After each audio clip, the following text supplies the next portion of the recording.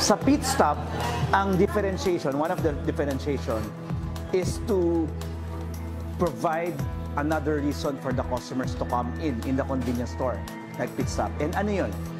Nag-come up kami ng aming sariling milk tea. And itong mga milk tea natin ay all imported ang ingredients. Kaya napakasarap at binabalik-balikan. So that's one of our advantages. You earn from grocery, you earn from milk tea, you earn from bubble waffle, you earn from OTC medicine, at we also have different add-ons pa in your business like siomai, siopaw, hotdog, and marami pang iba. And that makes the business more competitive versus others. Ang ibig sabihin ng pit stop, it's a place to recharge and refuel. Kaya sa pit stop, very important, kumpleto tayo sa mga drinks, di ba?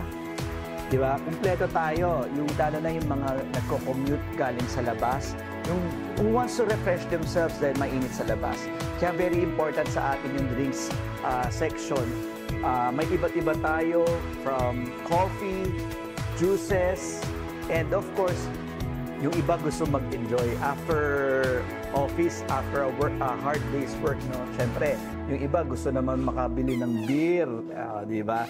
Meron din tayo niyan, malakas din yan. Meron din tayo mga tanduay ice. So, yun po yung kagandahan. We're serving different markets sa isang convenience store. Lalo na yung mga nauuhaw at gusto-gusto nilang medyo ma-refuel o ma-recharge lamang.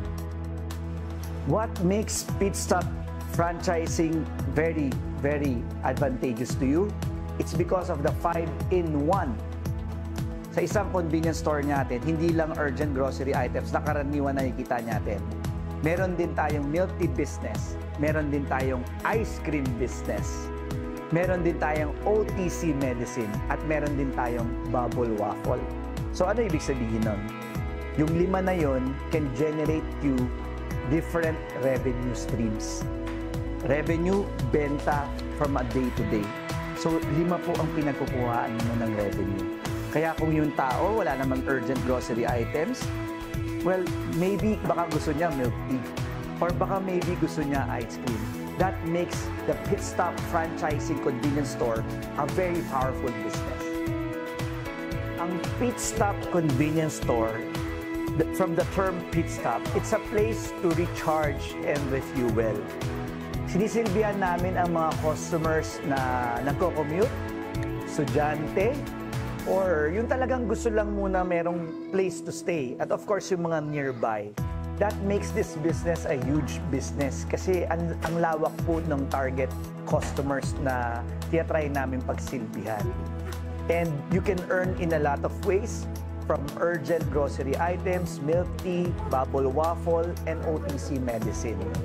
At alam niyo po ba, ang mga Filipino customers, lalo na ang mga young, they like to try out new concepts. Kaya yun po yung dinala natin sa pit stop. Kailangan may mga new concepts. Kaya abangan niyo pa ang iba pang add-ons businesses ng pit stop convenience store franchising.